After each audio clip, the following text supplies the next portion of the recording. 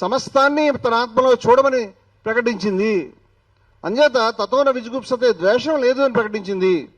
ఈ అద్భుతమైనటువంటి ఈ ధర్మం ఏదైతే ఉన్నదో ఈ ధర్మాన్ని మేము అదే విధంగా అవగాహన చేసుకుని ఉపనిషత్తుల యొక్క సర్వము ఈశ్వరతత్వాన్ని దర్శించగలిగేటువంటి తత్వం కానివ్వండి, సమస్తంలోనూ ఈశ్వరత్వాన్ని దర్శించగలిగినటువంటి తత్వం కానివ్వండి, ఆత్మతత్వం అంటారు దాన్ని, ఆత్మతత్వం, ఇది మన ధర్మం యొక్క కేంద్రం అని మా అభిప్రాయం. అందువల్ల మేము ఈ విషయాన్ని చాలా కాలంగా చెప్తూ ఉన్నాం, మా రచనలో కానీ మా ప్రచురణలో కానీ. నేను ఎక్కడైనా జయ శ్రీరామని కానీ సీతారామని కానీ అంటున్నానంటే అక్షరతత్వాన్ని పరతత్వానికి జేజేలు పలికేందుకు మాత్రమే అంటున్నాను అని చెప్తున్నాను నేను. దాని అర్థం రామాయణంలో ఉన్నటువంటి ప్రతి మాటని ప్రతి లైను నేను అంగీకరిస్తున్నాను కాదు. నాకు తెలిసి చాలా మంది అంగీకరించిన విషయాల్ని, చాలా మంది తెలియదు ఇది. ఈ మాట చెప్తే ఇట్ ఈస్ నాట్ బ్లాస్ఫెమీ, దైవదూషణ కాదు. మరొక విషయం అంటే రామాయణంలో అనేక ప్రక్షిప్తాలు ఉన్నాయనేది నేనే కాదు, పండితులు అందరూ చెప్తారు, సంప్రదాయకులు చెప్తారు, అసంప్రదాయకులు కూడా చెప్తారు. అందువల్ల ఇవాళ నా మీద జరుగుతున్నటువంటి దాడిలో భాగంగా రమణమూర్తి ఏదైతే అయోధ్యలో జరుగుతున్నటువంటి దొంగతనం ఏదైతే ఉందో, భారతదేశంలో ఎవరైనా మాట్లాడతారో లేదు నాకు తెలియదు, 40 సంవత్సరాల నుంచి ఫ్రమ్ 40 years హత్యలు జరిగినాయి, పూజారులను చంపేశారు. రామాలయ ప్రధాన పూజారిగా పనిచేసిన వ్యక్తి కూడా హత్యకు గురైనాడు. అలాగే రామాలయ ఉద్యమంలో ప్రధానమైన పాత్ర పోషించిన నిర్మోహి అఖాడాకు చెందిన వాళ్ళు ఎప్పటి నుంచో ఇక్కడ డబ్బులకు సంబంధించి గోల్మాల్ జరిగింది, లూటీ జరిగింది అని చెప్తున్నారు. 2017లో సంత్ సీతారామదాస్ గారు 1400 కోట్ల కుంభకోణం జరిగిందని చెప్పాడు. 1989, 1990లోనే బాబా లాల్దాస్ గారు ఈ విషయాల్ని చర్చ జరగకూడదని, ఈ విషయాలకు సంబంధించినటువంటి చర్చ జరగకూడదని చాలా మంది కోరుకుంటా ఉన్నారు. ఈ విషయాలు మేము మాట్లాడుతున్నామని మా మీద బ్రాండింగ్ చేయడానికి ప్రయత్నం చేస్తూ ఉన్నారు. అంచేత రామాలయ ఉద్యమానికి సంబంధించినటువంటి మేము చేస్తున్నటువంటి ప్రతిపాదనలు ఏవైతే ఉన్నాయో 40 సంవత్సరాల నుంచి ప్రజాస్వామికవాదులు విజ్ఞులు ఈ మాటలను వినాలని నేను కోరుకుంటాను. 40 సంవత్సరాల నుంచి బాబా లాల్దాస్ గారు ఏ విధంగా చనిపోయారు, వారు రామాలయ ప్రధాన పూజారి, వారు చనిపోకముందు కోట్ల రూపాయల నిధులు గోల్మాలయాన్ని ఎందుకు చెప్పారు 89-90లో. అదేవిధంగా ఆయన రాజకీయ జోక్యాన్ని, రాజకీయ నాయకులు మతంలో జోక్యం కల్పించుకోవడానికి వ్యతిరేకించి అమానుషంగా తుపాకీ కాల్పులకు గురి చనిపోయినాడు ఆయన. అలాగే వీరు నిర్మోహి అఖాడా యొక్క బాధ్యులు, వారి యొక్క ప్రతినిధి సంత్ సీతారామదాస్ గారు 1400 కోట్ల రూపాయల కుంభకోణం. ఇవేమి మాట్లాడలేదు యూట్యూబర్లు, నన్ను విమర్శించే వాళ్ళకి ఈ దృష్టిలో ఇవేమి విషయాలు కాదు. 1400 కోట్ల రూపాయల కుంభకోణం జరిగింది. రామాలయంలో ప్రధానమైన రామాలయ ఉద్యమంలో ప్రధాన పక్షంగా ఉన్నటువంటి నిర్మోహి అఖాడా, వీరిని తర్వాత ఎవరైనా వస్తారు కానీ వీరి ముందు ఎవరు రారు. ఈ నిర్మోహి అఖాడా ప్రతినిధులు చెప్తూ ఉన్నారు కదా, హనుమాన్ గడి మహంత్ అయినటువంటి జ్ఞానదాస్ గారు ఇటువంటి దొంగతనాలు జరిగినాయి, విద్వేషాన్ని పెంచారు, రాజకీయ జోక్యం ఉందని మొత్తుకుంటూ ఉన్నారు కదా. రాజకీయాలని మతంలోకి తీసుకురావద్దని బాబా లాల్దాస్ గారు ఆ రోజే ఆయన బాధపడ్డారు కదా. బాబా లాల్దాస్ గారు ఆద్వాని గారి రథయాత్ర ఆపమని, ఈ నిధులకి రాజకీయానికి డబ్బులు సంపాదించుకోవడానికి రాజకీయానికి రాముడిని వాడొద్దని ఆ రోజే కోట్ల రూపాయలు విదేశాల నుంచి వచ్చాయని బ్యాంక్ అకౌంట్లో చెక్ చేయమని చెప్పారు కదా. బ్యాంక్ అకౌంట్లకు సంబంధించి నోటీస్ ఇచ్చినటువంటి ఇన్కమ్ ట్యాక్స్ అధికారి విబి గుప్తా అనేటువంటి వ్యక్తి అనేకమైనటువంటి బెదిరింపులకి లోనై చిట్ట చివరికి సస్పెండ్ అయినాడు కదా, విహెచ్పికి నోటీస్ ఇచ్చినటువంటి వ్యక్తి. ఈ విషయాలను నేను ప్రస్తావించినట్టు ఎవరైనా ప్రస్తావించడం నాకు తెలియదు. ఆ తర్వాత ఏ విధంగా రాజకీయాల్లోకి రామాలయాన్ని ఉపయోగించుకున్నారు, అదేవిధంగా 1989-90 నుంచి మొదలు పెట్టుకుని ఏ గుడికి చరిత్రలో వసూలు చేయని విధంగా ఇవాళ ఎంతసేపు ఈ కుంభకోణం జరిగిందంటే కేవలం ఈ మధ్య ట్రస్ట్ ఏర్పడిన తర్వాత గత 2 నెలలు 3 నెలలు జరిగిన విషయాలే మాట్లాడుతున్నారు కానీ 40 సంవత్సరాల నుంచి జరిగిందని ఎవరు మాట్లాడడం లేదని నేను బాధపడుతున్నాను. 40 సంవత్సరాల నుంచి ఎంతమంది నెత్తురు దారబోశారో, ఎంతమంది బాధపడ్డారు, వాళ్ళ ప్రస్తావన ఎక్కడ రావడం లేదు కదని నేను బాధపడుతున్నాను. మరి వాళ్ళు చేసినటువంటి ఆరోపణలకు విలువ లేదా? నిర్మోహి అఖాడా హిందూ వ్యతిరేక అవుతుందా? బాబా లాల్దాస్ గారు రామాలయ ప్రధాన పూజారి అవుతారా? 50 నుంచి 60 మంది పూజారుల్ని అయోధ్యలో హత్య చేశారని ఆయన 89-90లో చెప్పారు కదా. వాళ్ళ పేర్లు కూడా మనకి నెట్లో దొరుకుతూ ఉన్నాయి, వాళ్ళు చెప్తా ఉన్నారు కదా. ఆ విషయాలపైన ఎవరు ఎప్పుడు చర్చించారా? వాళ్ళందరూ హిందూ వ్యతిరేకులేనా, వాళ్ళందరూ దేశ వ్యతిరేకులేనా? ఇవన్నీ ప్రశ్నలు నేను వేస్తా ఉన్నాను. అదేవిధంగా ఈ చర్చలో ఆ రోజే నేను ఈ విధంగా రాజకీయాలకి రాముడి బొమ్మని మోదీ గారి పక్కన ఉపయోగించవచ్చునా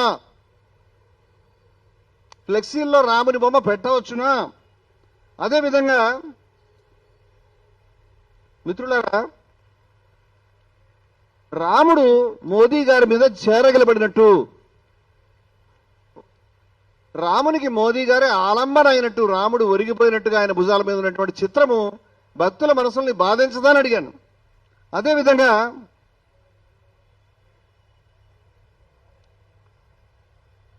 రాముడికి మోదీ గారే దారి చూపిస్తున్నటువంటి దృశ్యాలు ఇవి. ఒక రాజకీయ పార్టీ యొక్క నాయకురాలు తన యొక్క ట్విట్టర్లో ప్రదర్శించడం జరిగింది. అదేవిధంగా మిత్రులారా, చిట్ట చివరి నా 14వ తారీఖు దాడికి కారణమైనటువంటి కారణం కనిపించినటువంటి పైకి హైదరాబాద్లో మోదీ గారు వచ్చినప్పుడు వారికి శ్రీకృష్ణుని యొక్క విశ్వరూప సందర్శన చిత్రాన్ని బహుకరిస్తున్నట్టుగా కనిపించింది. దాంట్లో శ్రీకృష్ణుని తల లేదు, దానికి బదులుగా మోదీ తలని ఉంచారు అని నేను అన్నందుకు ఈ విషయాన్ని బయటపెడితే, మరి భక్తులైన వాళ్ళు, ధార్మికులైన వాళ్ళు, హిందూ ధర్మాన్ని రక్షిస్తున్నామని చెప్పుకునే వాళ్ళు ఏది ఎక్కడుంది, అది నాకు ఇవ్వండి, ఎవడ దుర్మార్గుడా పనిచేసిందని దాని గురించి ఆ అడ్రస్ తీసుకుని వాళ్ళ దగ్గరికి వెళ్ళి ఇలా ఉపయోగిస్తారని కొట్లాడాల్సింది పోయి ఈ విషయాన్ని బయటకు చెప్పినందుకు నన్ను కొట్టడం అనేది, నా పైన దాడి చేయడం అనేది జరిగింది. ఈరోజు కాదు, మొన్న బీఆర్కే ఛానల్కి చెందినటువంటి CEO గారు ఎల్బీ నగర్లో మా ఆశ్రమానికి వచ్చారు. వారు నన్ను కలిసి అక్కడే లైవ్ చేయడం అనేది వారు లైవ్లో మాట్లాడి బీఆర్కే న్యూస్ తరఫున మాకు క్షమాపణ చెప్పారు. అదేవిధంగా వారు ఒక మాట చెప్పింది, ఆశ్చర్యపరిచింది నా విషయం. బీఆర్కే న్యూస్లోకి వెళ్ళి చూస్తే కనుక మీకు ఆ యొక్క వీడియో మీకు కనిపిస్తుంది. మొన్న జరిగింది, వారు లైవ్లో ఉంచారు, లైవ్లో అప్పటికప్పుడు శాటిలైట్ ఛానల్లో లైవ్లో వచ్చింది. అదేవిధంగా యూట్యూబ్ ఛానల్లో కూడా వారు అప్లోడ్ చేయడం జరిగింది.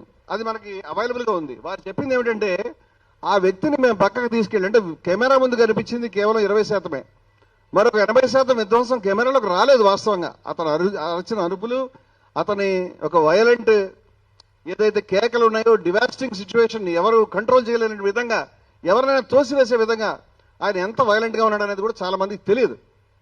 ఆ రోజు కొట్టు అని రమణమూర్తి కొట్టించుకున్నాడు పబ్లిసిటీకి అని వాగుతున్నటువంటి వెర్రిబోగులు వాళ్ళు కూడా ఆ పబ్లిసిటీ తెచ్చుకోండి, మీకు కూడా చెప్పులు మేము కావాలంటే పంపిస్తాం, ఎవరి చేతన కొట్టించుకోండి. ఇలా మాట్లాడొచ్చా? ఒక మనిషి మీద దాడి చేసినప్పుడు ఇలా మాట్లాడొచ్చా? అంటే ఆ మనిషి కొడతాను అని అన్నప్పుడు నేను మరి ఏమనాలి నాకు అర్థం కాలేదు. కొడతాను అంటే నన్ను కొట్టదని కాళ్ళు పట్టుకోవాలా? కొడతానంటే నేను ఆయనకి సాష్టాంగ ప్రమాణం చేసి తప్పైందని చెప్పాలనా? ఇంకెప్పుడు నీకు వ్యతిరేకంగా ఈ మోదీ గారి యొక్క ఈ కృష్ణుని బొమ్మ మార్చింది మేము మాట్లాడమని చెప్పాలనా? ఏం చెప్పాలి? సర్ఫరోషీకి తమన్నా అబ్ హమారే దిల్ మే హై అని రాంప్రసాద్ బిస్మిల్ రాశాడు.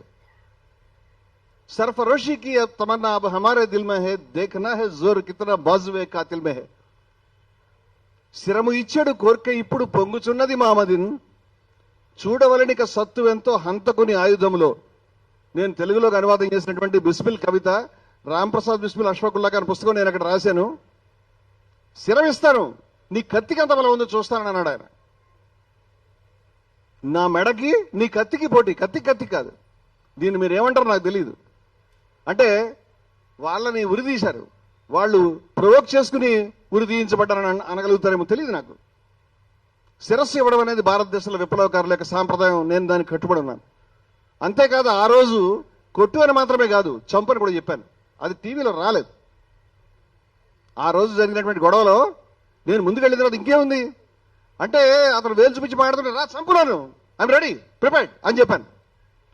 బహుశా అతను నన్ను చంపి ఉంటే రమణమూర్తి చంపు అని రెచ్చగొట్టుకుని ప్రచారం కోసం చచ్చిపోయాడని కూడా చెప్పగలిగినటువంటి పెద్దలు, కుసంస్కారులు ఇక్కడ ఉన్నారేమో నాకు తెలియదు. నేను ఇవాళ కూడా చెప్పాను, చాలా సమయాల్లో చెప్పాను, నేను చావడానికి సిద్ధంగానే ఉన్నానని.